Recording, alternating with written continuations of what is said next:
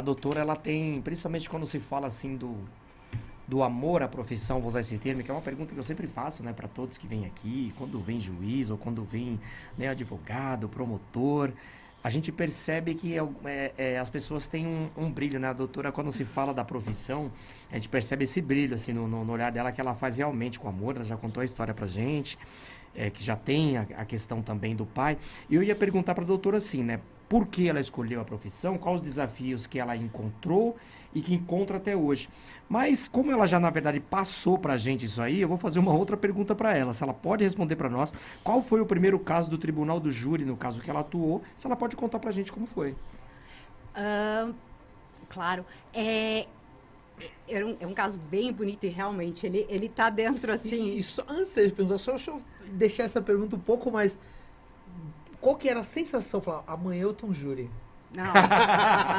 Olha, não. Fala pra nós, doutora. E depois de amanhã, começa alguns dias antes, nessa na véspera. Conta pra nós, A gente doutora. chama de estado de júri. Olha, todo profissional de direito criminal, você sabe, tem que ler o Evandro Lins e Silva, a defesa tem a palavra. Nossa. É uma sensação de, agora só depende de mim. E eu falo que, na verdade, número 1, é muito fácil exercer a profissão. Basta você transpirar sangue. Aliás, como tudo na vida. Você precisa se empenhar de uma maneira que você conheça o processo de frente para trás, de trás para frente, do meio para os lados, de ponta cabeça. Só. Conhecer toda a legislação, toda a jurisprudência, ou dentro do possível, no que pertine à tese de defesa a ser desenvolvida. E isso demanda muitos dias e muitas madrugadas, muitas renúncias. A partir desse momento, a informação, o conhecimento obtido com suor, transpirando sangue, te dá tranquilidade, te dá segurança. E aí não é tão difícil com quanto você faça essa renúncia e esse sacrifício. Muito bem. E aí, contando um pouquinho do meu primeiro caso, respondendo a sua pergunta, era muito bacana e vai de encontro com o trabalho e os estudos que eu já fiz de perícias criminais, que infelizmente os nossos profissionais, eu acho que na faculdade, acabam tendo pouco acesso à importância da prova pericial ou da prova técnica pericial. A gente fala muito da prova testemunhal e pouco da prova técnica pericial. Muito bem. Era um rapaz que ele era acusado de um homicídio consumado e um homicídio tentado. Ali na Brás Leme, não vou lembrar agora o ano de cabeça, enfim, ele para com 2 amigos o carro no farol e umas moças que estão dentro de um barzinho mexem com ele. Ele e os amigos dentro do carro também mexem com a moça, só que o namorado tá vindo do banheiro.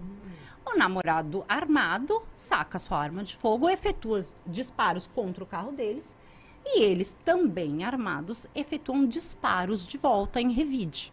Muito bem. O namorado, que é esse que começa atirando, morre e o amigo do namorado sobrevive, mas também é atingido por projéteis. Exatamente. E, tecnicamente, nós fizemos um trabalho de demonstrar que, conforme a posição, sentado no banco do passageiro, aliás, é um caso que eu tenho um carinho imenso, que esse era um menino, antecipando o final, mas esse era um menino que merecia uma segunda chance e teve. Já conto o que ele me falou depois do júri. Bom, tecnicamente, na posição que ele estava sentado aqui naquele veículo automotor, com as características do veículo automotor que eles estavam realmente utilizando, era impossível porque que ele tivesse efetuado o disparo, conforme a posição que o braço dele conseguiria chegar e o trajeto que é o percurso do projétil dentro do corpo, ou seja, tinha atingido, eu não vou lembrar mais, uma vértebra e atingia pulmão, atingia coração e saía bem aqui no meio. E por este trajeto, a posição que ele tinha que estar empunhando a arma de fogo era impossível, porque ele teria que estar com o braço praticamente dobrado. Ou seja, o disparo que atingiu fatalmente a vítima não podia ter sido realizado pelo meu cliente. E realmente o júri reconheceu e reconheceu no segundo quesito. A gente estava falando do júri, o júri vai ser indagado se o fato tal aconteceu no dia tal, no local tal, vai ser indagado se o acusado, fulano de tal, foi o autor e se o acusado, o júri absolve o acusado. No segundo quesito, por 4-0. E aí eu lembro que ele saiu contando que ele... Eu tenho um carinho imenso por esse caso. Um mês e meio depois que eu tinha perdido meu pai, de uma maneira muitíssimo dolorosa, enfim... ele sai, o réu, ele fica numa sala, independentemente, se ele estiver preso, ele vai ficar na carceragem do fórum. Se ele estiver solto, ele vai ficar numa sala só para ele. Para não ter contato com testemunhas, não ter contato com as demais pessoas do tribunal do júri.